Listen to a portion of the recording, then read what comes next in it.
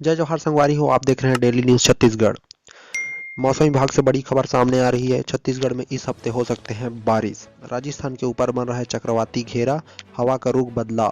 9 जनवरी से बारिश के साथ गिरेंगे ओले।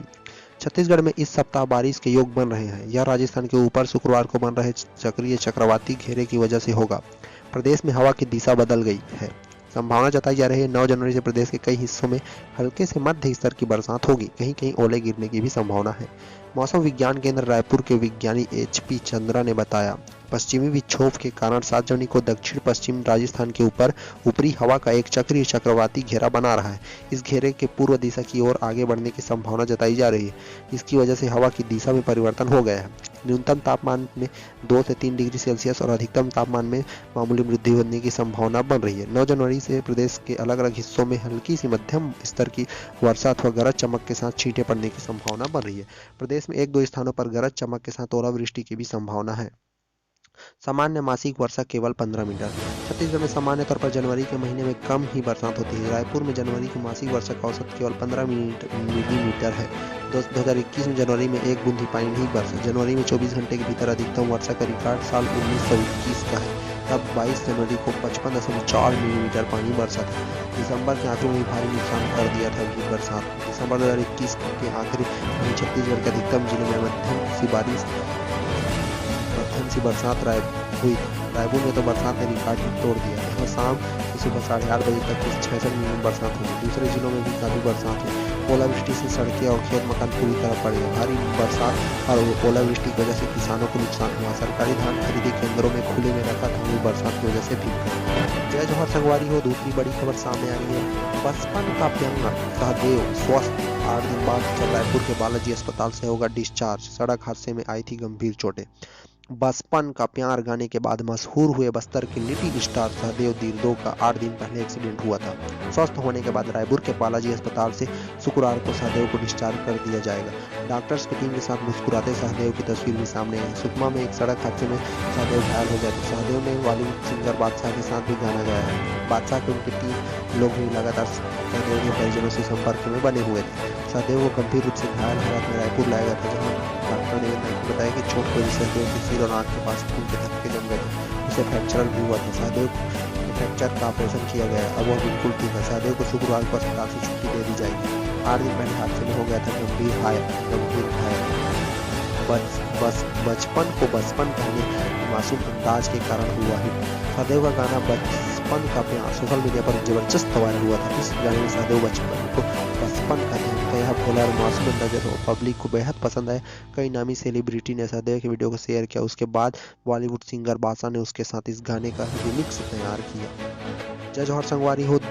दूसरी बड़ी खबर सामने आ रही है। Raipur centre for monitoring Indian economic से छत्तीसगढ़ में सबसे कम बेरोजगारी दर।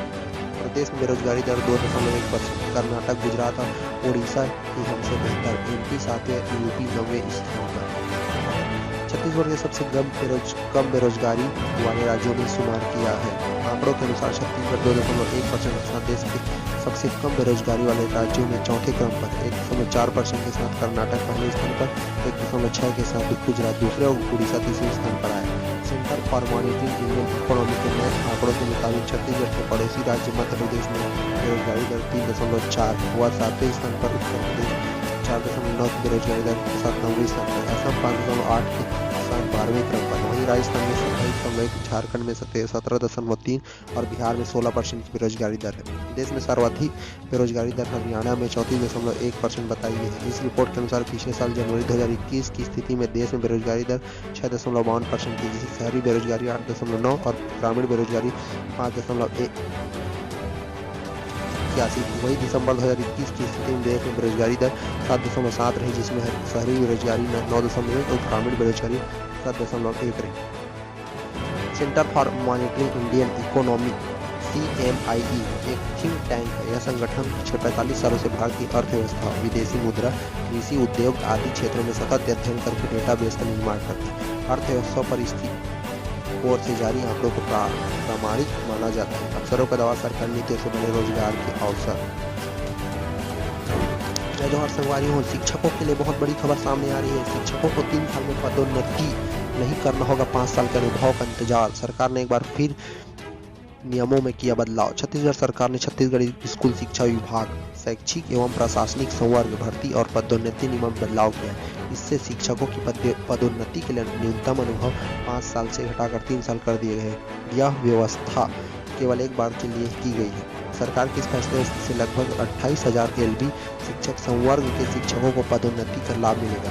प्राइमरी स्कूलों के करीब 22,500 सहायक शिक्षक और प्रधान पाठक बन जाएंगे। वहीं पूर्व माध्यमिक स्कूलों के लगभग 3,500 शिक्षक और प्रधान पाठक बन जाएंगे। माध्यमिक स्कूलों के करीब 2,500 शिक्षकों को इस पदोन्नति का फायदा होगा।